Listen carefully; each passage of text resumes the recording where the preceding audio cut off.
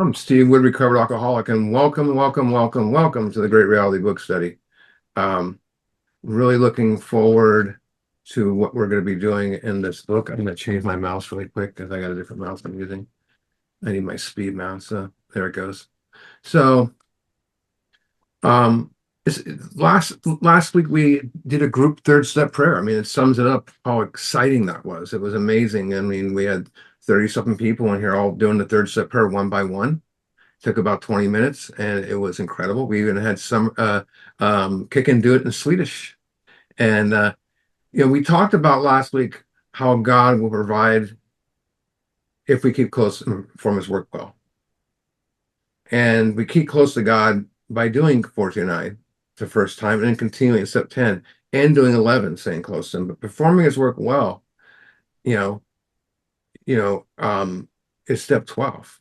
I'm going to go out and do God's work. And there's other ways to do God's work too, but nothing compares to sponsorship. The way that I was taught is you put God first, others second, my needs get met. Or as my other friends say, everything falls into place. When I think of like what we read last week on sponsorship, where it says on 102, with these motives, God will keep you unharmed. That's my needs being met because I'm unharmed. So there's so much needs being met, putting God first, others second. Um, but we broke down the third step prayer. Like I said, we all did it together. And this is the beginning of this pathway to love. It says sometimes the small one, sometimes the big one was felt at once. We all start feeling a interesting feeling, and that's love.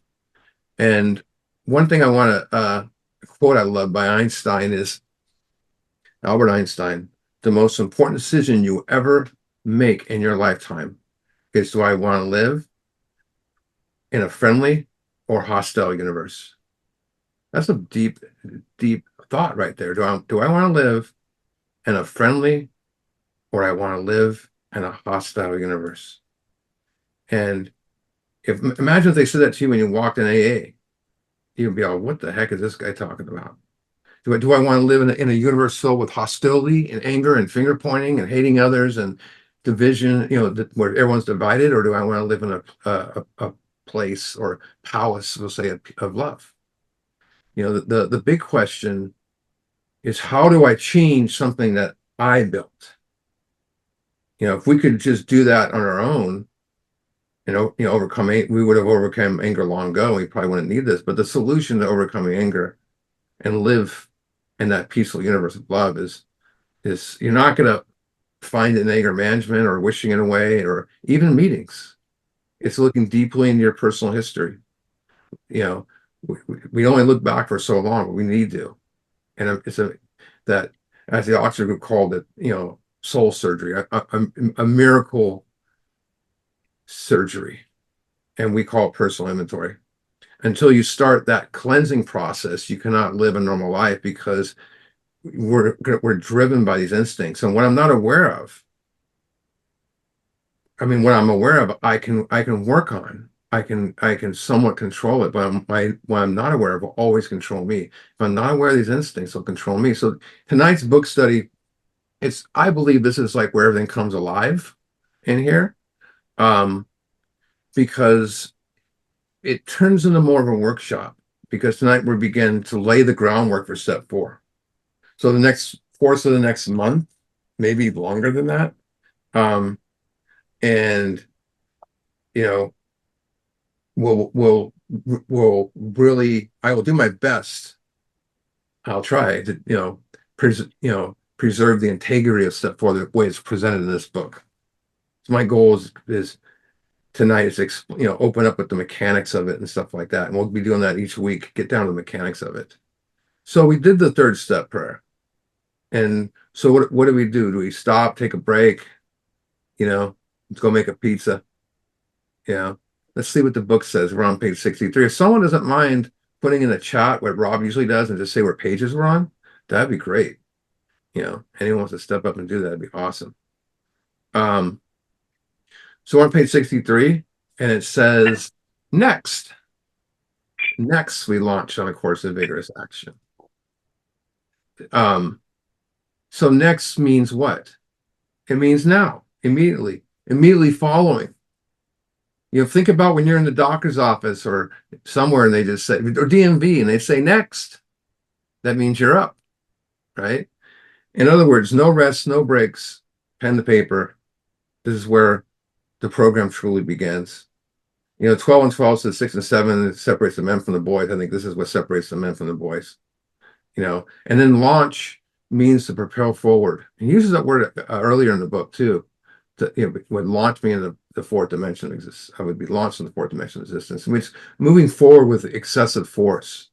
So we launched down a course of vigorous action, and it means vigorous means forceful, energetic action. And the first step was a personal house cleaning, which many of us never attempted. Some of us have, but a lot of us haven't. Um, I thought the first step was, step one. We're way past step one. We're way past step one, way past that. We're on the course of vigorous action, and the first step of vigorous action is the house cleaning step. It's all step 4 through 9, but it's the first step of that, of the house cleaning steps. And I think of house cleaning. I my friend, his grandfather invented the pacemaker. And so he had a big mansion up in this hill. We're not far from where I live in Walnut Creek, it's called. Big, huge mansion of a house. Well, the grandfather passed away like in the late 80s, and the grandmother just lived like a recluse up in the house. It's like a hermit. And she had passed away, and we went up to the mansion. He called me up and said, "Hey, man, I need to sell this house. And before we do, I need to go through all her stuff." I'm like, "Oh, I can help you with that." And I had no idea what I was getting myself into. Outside, the house was gorgeous. I mean, front lawn was amazing. It's a huge house. It's like 500,000. It was like 5,000 square feet or more. And plus a ranch buildings around it and horses and all this stuff. And inside, it was like to show hoarders. There was newspapers packed all the way to the ceiling. And from the last 50 years, tons of stuff from garage sales, dollar store, QVC, Home Shopping Network, you can just name it. And we had no idea. We were like, oh my God. So we knew there was valuables in there. There was safes in there. And we went carefully through everything piece by piece. Anything that was broken or junk, we threw away. Anything that worked or had value, we kept. And that's what we do here, except we're not looking deep, except we're looking deeply in our personal history. Just like the book says, many of us have never attempted. We've never done anything like this before. We've held on to tons of stuff that was damaging to us.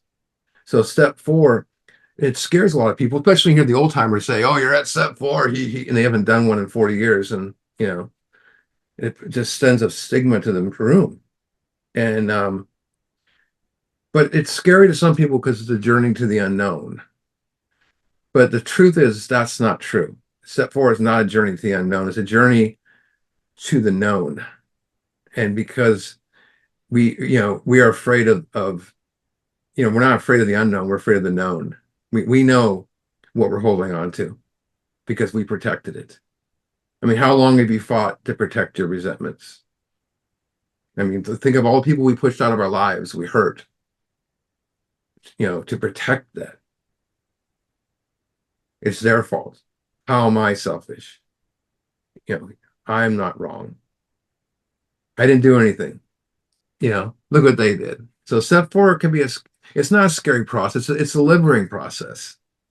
It's becoming completely honest with ourselves, facing the truth. Let me rephrase that. It's not just complete honesty. I mean, when I say complete honesty, it's the same thing as rigorous honesty, complete honesty.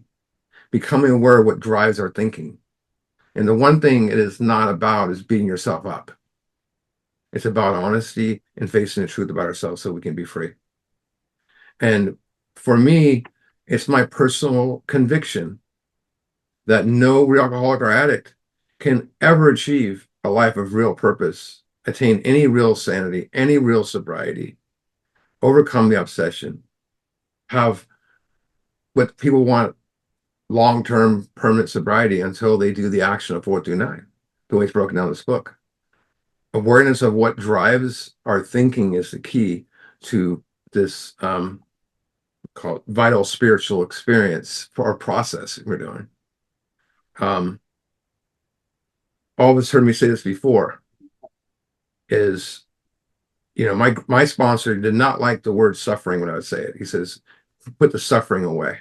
He would always tell me that, don't do, you're not suffering here.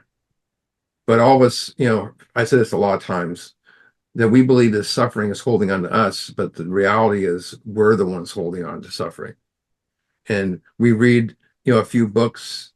I mean, I'm sorry, we read a few weeks back that selfishness, self-centeredness is the root of our problem. That means I am the root of my problem. And if I am the root of my problem, I can't fix it. That's why we need power greater than ourselves. And when you become aware of what drives your suffering and let it go, you will see that no one is responsible for your suffering except you. It takes a while to see that. And, blame must end.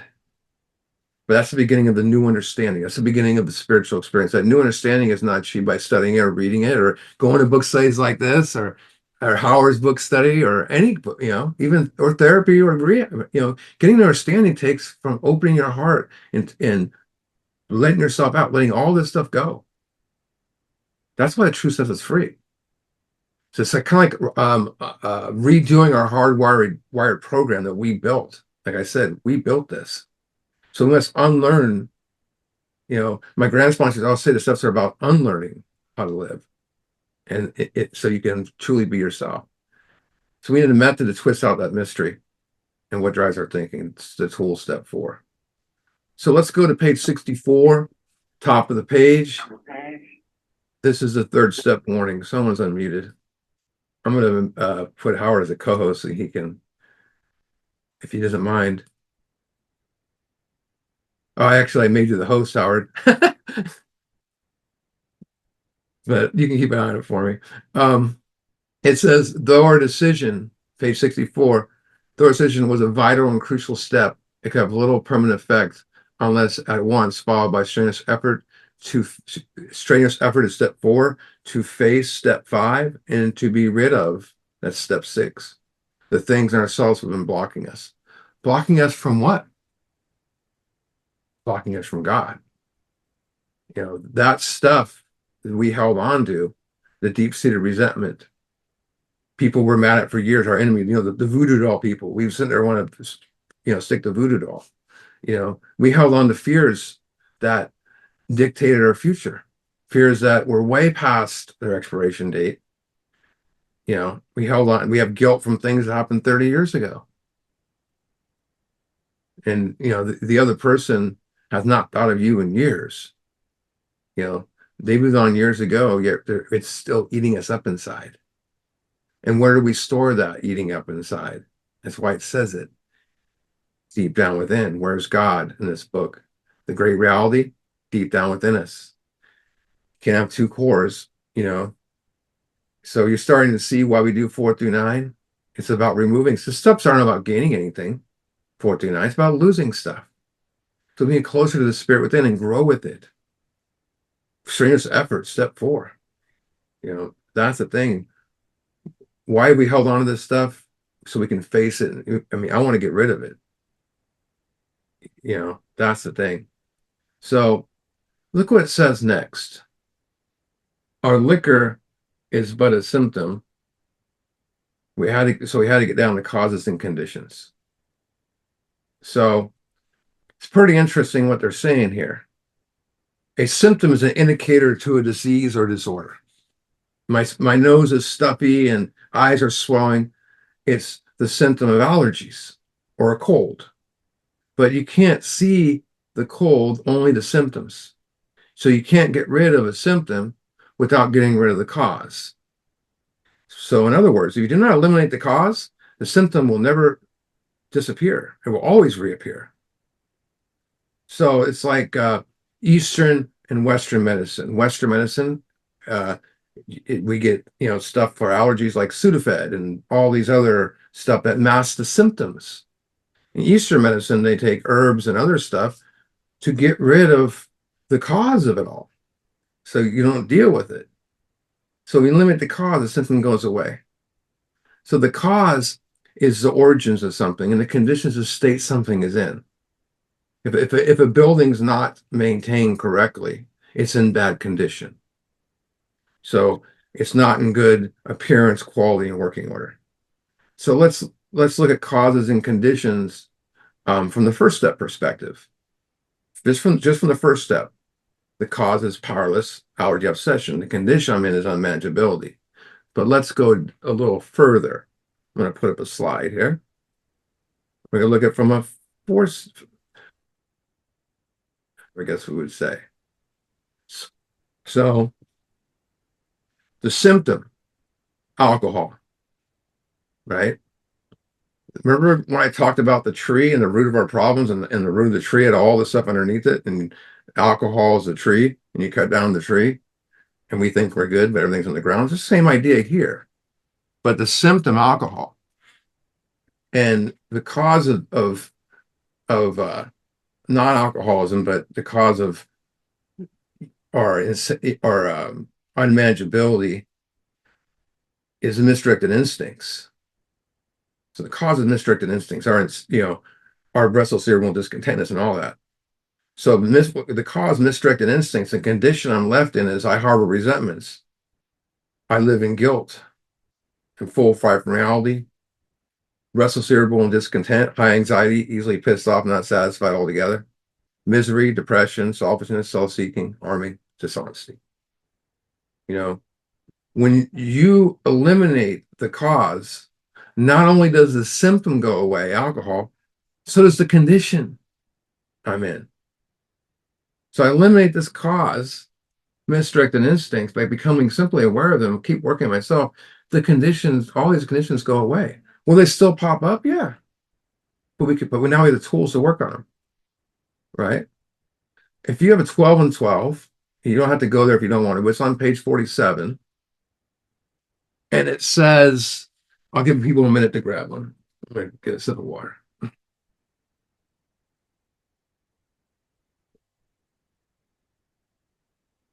So page 47, it says, we thought conditions drove us to drink.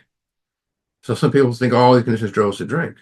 And when we tried to correct these conditions, we tried to correct our resentments on our own, we found that we couldn't to our entire satisfaction. Our drinking went out of hand and we became alcoholics. It never occurred to us that we needed to change ourselves to meet these conditions, wherever they were. That's some deep stuff. I need to change myself and, eliminate these conditions, but become aware of them. And so I can meet these conditions when they happen. And guess what? They're not as bad as they used to be. And the question is, let me close this up. The question is, how do I do that? How do I do that? Let's go to page 64, where we left off. Because therefore, we start upon a personal inventory. This is step 4. So notice it says personal inventory is step 4. I'm big into Bill Wilson using words that mean the same thing. And people bring us up quite a bit. And personal inventory, it's listed in step 4 and step 10. He just said it. And he says, continue to personal inventory in step 10. Moral inventory is step 4. He uses it all for step 4, but he only mentions it in the book 2 times. And then it's in the written step on 60, and it's also in the Florida second edition. He uses it. But it's another word for inventory. But he uses personal inventory 8 times in this book, and I just look at them as, I don't like to change things as different. So check this out. A business which takes no regular inventory usually goes broke. Taking commercial inventory is a fact-finding, fact-facing process. It is an effort to discover the truth about stock and trade. One object is to disclose damaged or unsaleable goods and to get rid of them properly without regret. If the owner of the business is to be successful, he cannot fool himself about values. So I'm sure that some of us in here have taken a commercial inventory. Any grocers in here, people working in the grocery stores that did when you were in school, I like using that analogy because, why do we do inventory in a grocery store? To find out what's selling and what's not. If something's not selling, do we keep it No, we get rid of it. So let's say Billy and I work, I'm the manager of the grocery store. I'm his boss. And I say, Billy, here's a sheet of all the goods in the store. Here's how much came in there. And I want you to look at everything in the store and write down how much we have left on the shelf. So he's going to bring his inventory back to me. Sound familiar? And he's going to say, okay, for 7 Up, we have 20 cases and we have zero left. But for RC Cola, we have 20 cases and 20 cases left. And he goes on through the whole store like that. So all the stuff that's not selling, he has to then move on from me and go remove it all. Sound familiar? Very similar what we're doing here. So I'm going to put another slide here. And this is inventory comparisons. So this is the business inventory versus personal. So the business is fact finding, ours is searching. Business is fact facing, ours is fearless. I like both of those terms. I like that. So really what we're saying there is, so our inventory is searching, is also fact finding, and fearless is fact facing. And theirs is for truth, ours is for moral. Like I said, more I like to use the word honesty. Honesty. So step 4, made it searching for the fearless moral inventory of ourselves. Searching is, like I said, fact finding, and fearless is fact facing.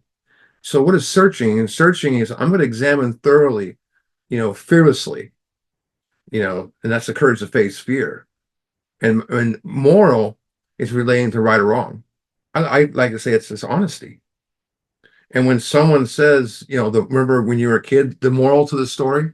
When I say, do you know the moral of the story? It's telling you you're supposed to be taught a lesson, right? And how to maybe be a better person. Same thing here. The moral personal inventory is the examination of personal resentments, harms, fears, and sex conduct. Why? In order to become aware of what drives those behaviors, and how we end up at the end of it with the selfishness. If you want to put it with those different words, you could say, made a fact-finding, fact-facing, honest inventory of ourselves. So to look at the objects of this. So the business, we're going to disclose damage or unsaleable goods. Same thing we're doing. We're going to disclose damage or unsaleable goods. And then also, they get rid of them properly without regret. We need to get them properly without regret. And the last one is, the object is for them a stock and trade that is damaged or unsaleable. Ours is resentment, fear, and harms, sex conduct. Step 4, it helps us reveal our damaged goods so we can get rid of them properly without regret. Rid is a very powerful word. I'm big into anything that leans towards 6, and it means to displace, remove something, eradicate it. So when you eliminate something you don't want, you rid yourself of it, right? Think about if you take a supplement and you have allergic reaction. You stop taking it, but you keep it in your house. You probably you rid yourself of it completely. But the big difference, of the objects is they're getting rid of, like I said, for stock and trade. We're looking at resentments, harms, guilt, and all that stuff. And step 4 is beginning the process of removing stuff, freeing ourselves so we can be close to something that's much larger than us. I'm going to close this one up. And it says, we did exactly the same thing with our lives. We took stock honestly. First, a really good definition of honesty that my dear friend Derek used to say is awareness of where I'm at. To know, do I have resentments? Do I have fear? Do I have guilt? All this stuff. We took stock honestly. Know where am I at in my life? First, we searched out the flaws in our makeup, which cause our failure. Being convinced that self is the misdirected instincts manifested in various ways was what had defeated us. We consider as common manifestations, common signs. What are your common manifestations? Now we're getting to the resentment stuff. Resentment is the number one offender. It destroys more alcoholics than anything else. The way people talk at meetings, some meetings, I'm not gonna say all meetings. There's some amazing meetings out there. There's some that I'll just leave it at that. The way people talk at some meetings, I thought alcohol is sort of alcoholics than anything else. And I just thought that from being a counselor too and going to counseling school and everything and going to rehab 7 times. Not one rehab ever told me resentment destroys you more than alcohol. You know, but the way I thought that's what it was. I thought drugs kill more addicts than anything else.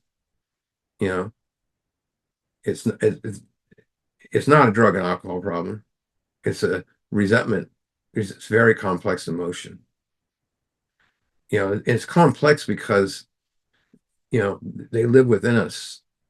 It's that reoccurring emotion of past displeasure, you could say, anger towards something or somebody, bitter, frustrated, anger that we hold against another, where we believe they treat us unfairly and we hold on to it. It comes from a French word called um, ressentiment. It's actually pronounced rue sentiment, and which is a combination of the word re and sentiment, which means to feel anger, hurt, or threat. So re means feel over and over again, and this is exactly what we do here. You know, exactly what we do here. We hold on to it. We pack it away for a nice day, so to speak, for decades. Let's go to page. We're going to move forward in a little bit in the book, and we're going to come back to this in a minute. We're going to go to page 66, and just I like to tie these two together. We're looking at page 66 about resentment.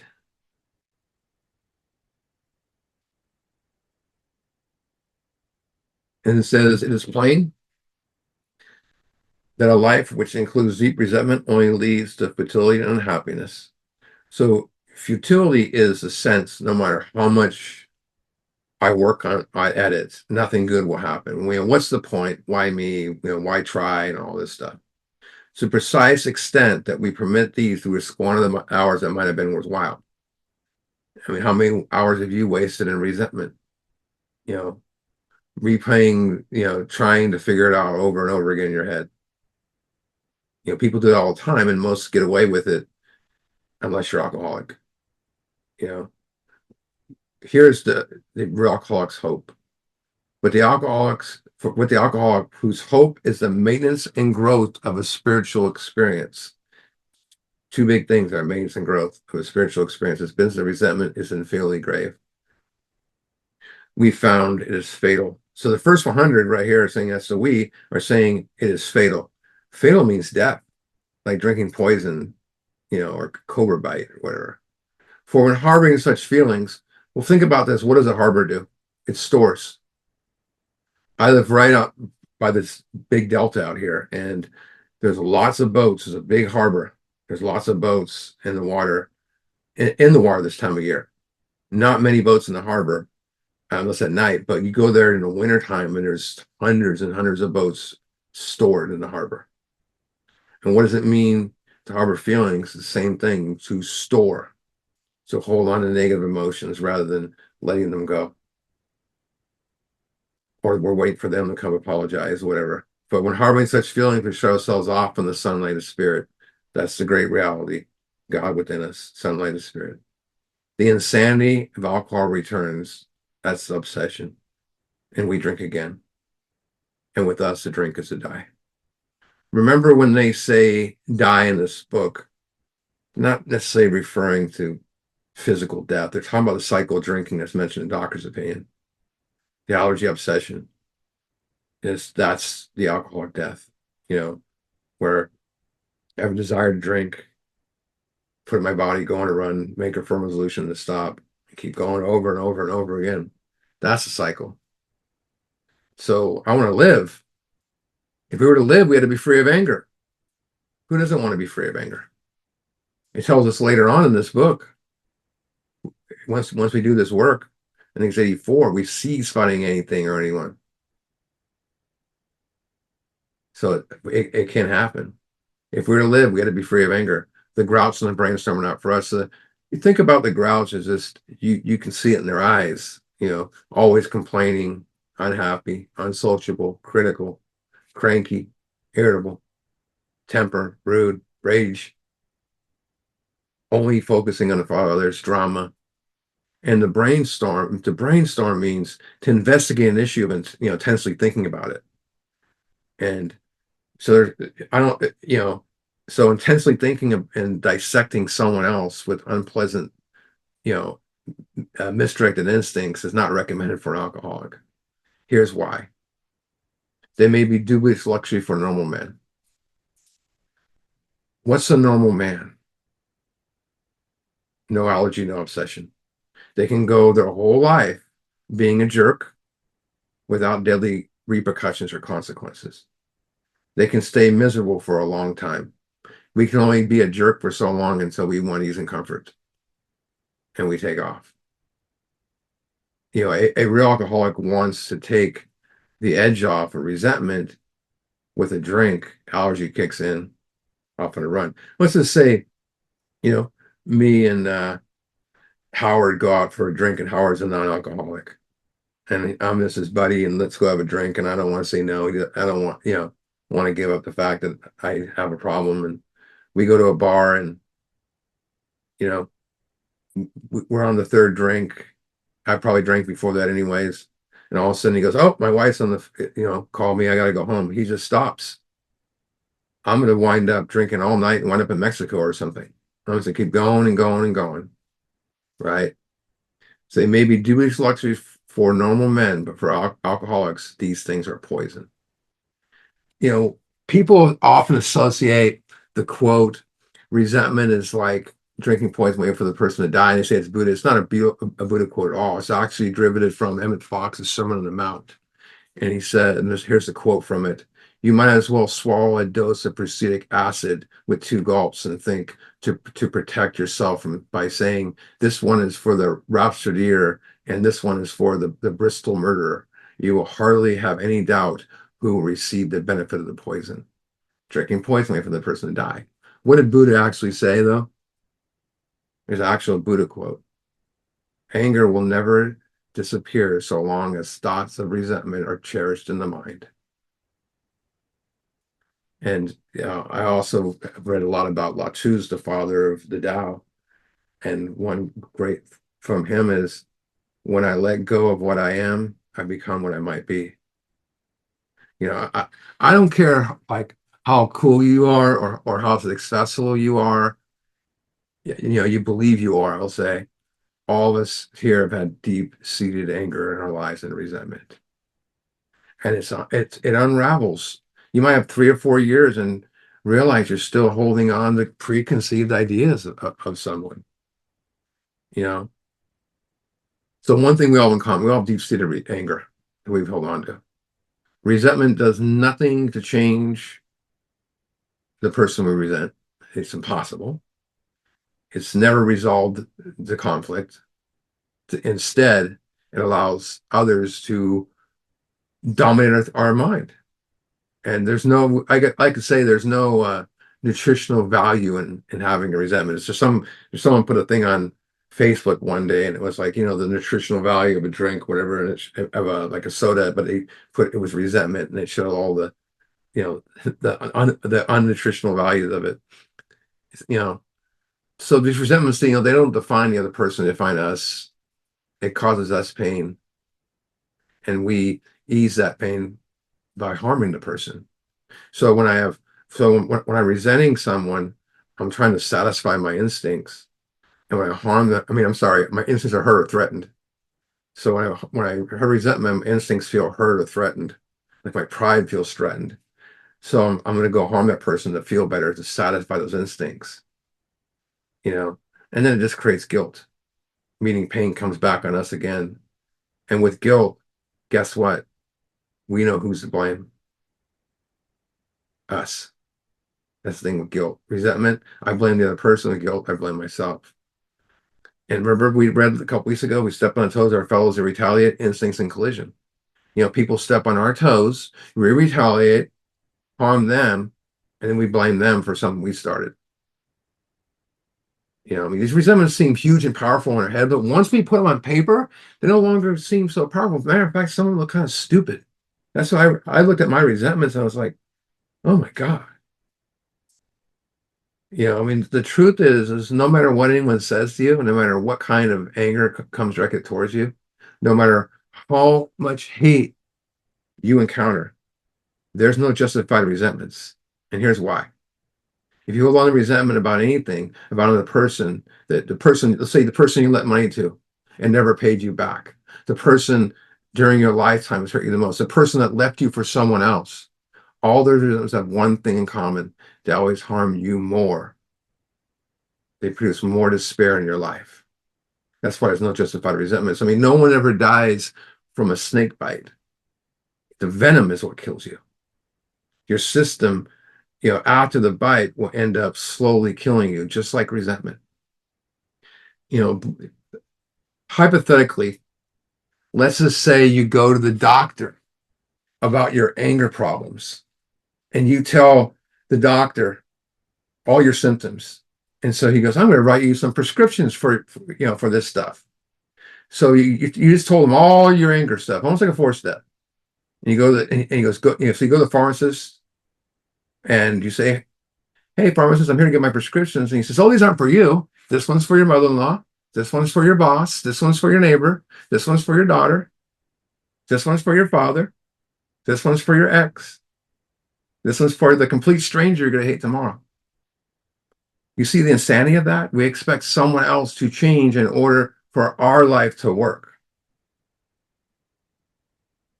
If it's always the other person's fault, then you will always be at the mercy of that person.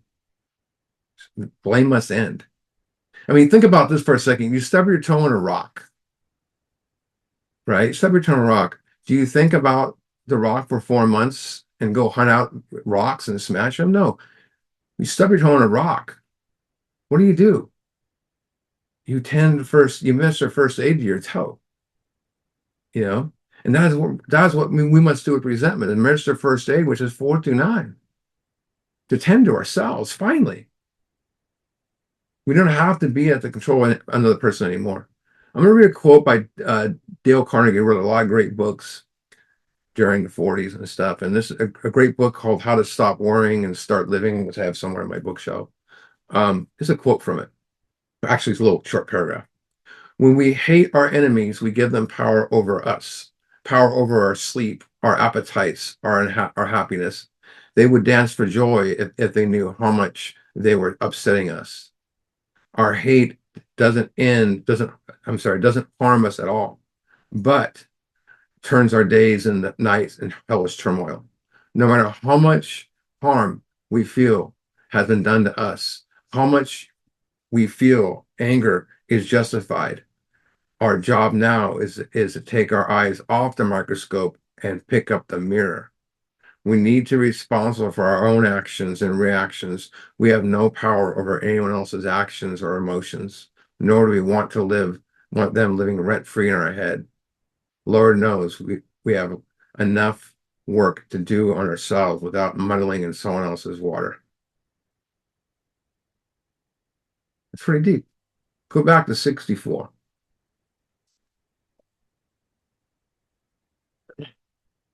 So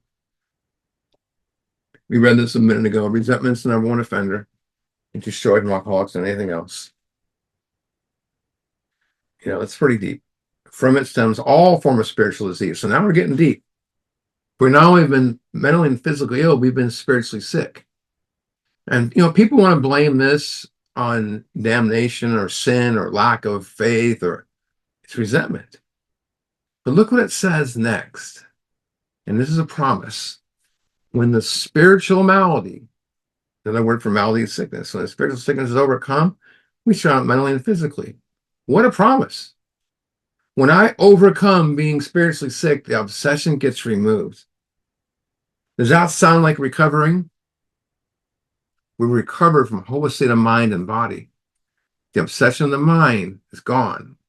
Without the obsession, the allergy is just a mute point. It's not that big a point anymore because it's not being fed. The question is, people often ask is, what is a spiritual malady, spiritual sickness? And it started off with me answering giving 2 questions, but now it's like I got a whole thing on it. So I'm going to share the screen so you can see the questions as I go through each one. Hold on a second. So, what is a spiritual malady? What are the manifestations of spiritual malady? What causes the manifestations of spiritual malady? What's the end result of the spiritual malady? If left untreated, can the spiritual malady drive me back to drink? What's the remedy for it? And what happens as a result of that remedy? So, what is a spiritual malady? The spiritual malady, remember when we read a minute ago, it shuts us off from the sunlight of the spirit, right? Resentment does. Spiritual malady is the inability to connect to my spirit within, higher self or God, whatever you call that, love or whatever it is. The inability to connect to that spirit within. You know, page 55, we found a great reality deep down within us, and the last analysis is only there may be found. It is so with us. Call it our inner guidance center, whatever you want to call it. Receive strength, power, inspiration, direction, this book tells us. To what? Live life. If I'm shoving negative emotions inside myself, it creates the inability to connect to that spirit and receive strength, power, guidance, direction. You might have a belief in God, very strong religious knowledge and great devotion and understanding. If you can't connect to the spirit within you, you have a spiritual malady. Some people will call that sickness untreated alcoholism. So the next one is, what are the manifestations, the signs of a spiritual, indicators or signs of spirituality? The five common manifestations are resentments, harms, guilt, fear, sex misconduct. Resentments, harms, guilt, fear, sex misconduct. Of course, the guilt comes from the harms. And so there's five things right there. It's those manifestations that show that self is running on self. It's that it's those manifestations that we hold on to, and it's the focal point of step 4. It's over inventory. Remember what step 3 said: turn our will and lives over the care of God.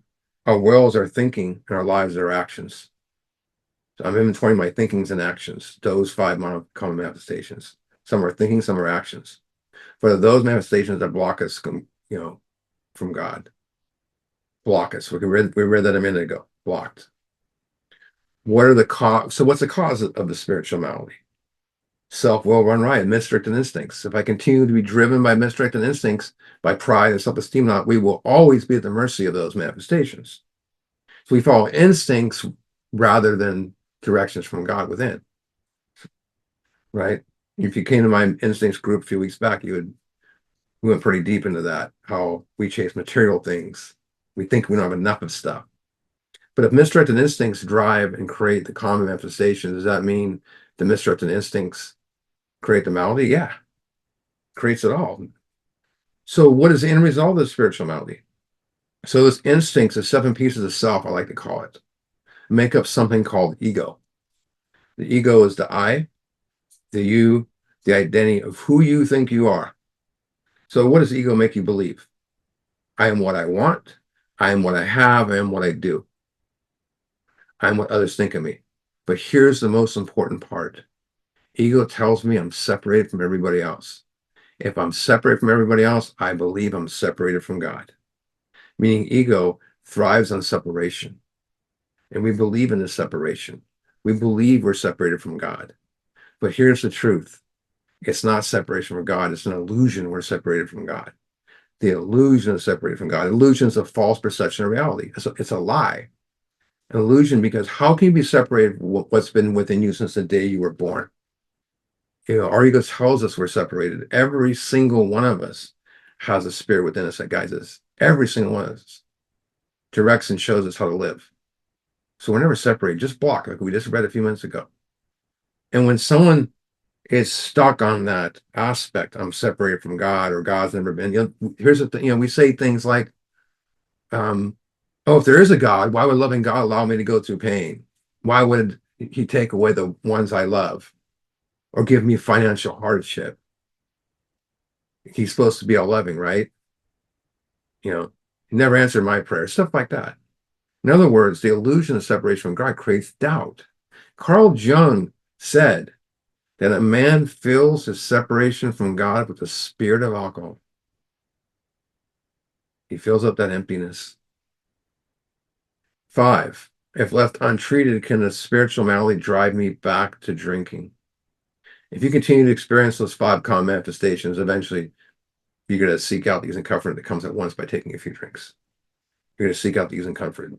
Now, can I be a normal person and have 5 common manifestations? Absolutely. And I'm going to go to have a drink this, for my ease and comfort. But what's the difference? We read a minute ago. A real alcoholic is going to go whoop on a run, right? So what's the remedy? 4, 5, 6, 7, 8, 9. Step 4 is the beginning of the treatment for the spiritual malady. And what's the result of that remedy? What's the result? When the spiritual malady is overcome, we drop mentally and physically, meaning 4 through 9, taking on resentment removes the obsession. I'm going to show you another cool thing. So here's another way to look at it. The spiritual malady, so the first layer of the body, this is the center layer. That's the physical, right? The second layer is the mental obsession, right? And the first layer is a spiritual malady, right? Our spiritual malady will assist in activating the second layer of the obsession. And the obsession, of course, activates the allergy, the third layer. So our spiritual malady assists in activating, taking us off. A way I look at it is we have a twofold disease, allergy obsession, with a symptom of spiritual malady. Because anyone can have a spiritual malady. Not everyone can have an allergy obsession. If we work on the spiritual malady, like I said, it goes away. So does the obsession. I mean, from that, do you see why resentment is poison? Why it's the number one offender and why it distorts from alcoholics than anything else. We must find the strength to let go of anger. How can I do that? How can we loosen its grips? We need to put it to bed. And look at 64 says, in dealing with resentments, we set them on paper. That's a condition. When I deal with resentment, I set it on paper. It doesn't say when I deal with resentments, I put it in my head and I pray for 15 days straight. It doesn't say that. It says set it on paper. It's a condition of it. One of the most interesting things, I love this analogy about trees. And some of you that live in like New York will know about this. In the real cold areas in the fall, what happens? Right before the cold weather appears, they let go of all their attachments to trees, or they're called their leaves, right? And the reasons why they let go of those leaves, because they will not survive the cold winter months. If they hold on to them, they'll be dead. But they don't say, I think this time I'm going to hold on to them and see if I make it through this frozen winter again. No, they let them go effortlessly. No thoughts. We're doing step 4 for the exact same reason, so we can let go of our attachments. We're attached to resentment and fear. We can get to the level of letting them go in 6 so we can live again. If we do not take that action, odds are ours are not good. I want to close with this thought. So there's another book I have. It's a book from Punanjali from the Yoga Sutras. Very good book, deep book. Here's what he said. If you become steadfast in refraining your thoughts of harms directed towards others, all living creatures will cease to feel hostility in your presence. Think about that. When you become steadfast, another word for steadfast is firm, letting go, you're firm on refraining your thoughts of harming others. All creatures will cease to feel hostility in your presence. It translates to this: no more blame. And blame, get rid of it. I'm not going to assign anyone responsibility for what I created, where I'm at anymore. And when you have no justified resentments, you send love in response to hate. I remember recently going when we decided to adopt a cat. I took my 11-year-old son with me, and they have these little holes where the cats can, can put their hand up, be petted. So when they, came up, you put your hand, they smell it, and my son puts his hand up there, and the cats are all over him, and I put my hand up there, and you know, there's like they all jumped away. I look at my son, he's got his hand up there, and there's like 5 cats on him, you know, and because he does not have a thought of harm or hate directed towards anything, you know, and we're all, like that. We're a kid inside, but we have to get rid of all this stuff.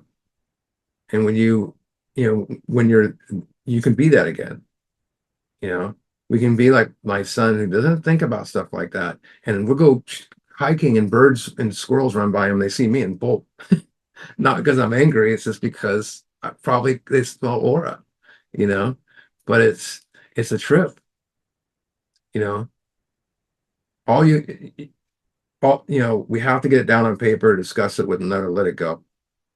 And then then people will start to slowly feel, cease to feel hostility in your presence. We send love in response to hate. That's what happens when you let go of those resentments. Get it down on paper. Who are you angry at? Why are you angry? How it affects you. I like to call it the nature of your anger. And lastly, where are you to blame? There's no better pathway to love that I know of than inventory. Nothing. I had a guy recently I've known for years in AA, and he's got his issues, and he'll tell you. But he goes, "Isn't there anything you do besides inventory?" And for your anger, and I said, "Not really." I write down, I look at it. So next week is going to be our first lesson, how to properly write a resentment inventory. We're going to get down in that. I'm going to stop the recording.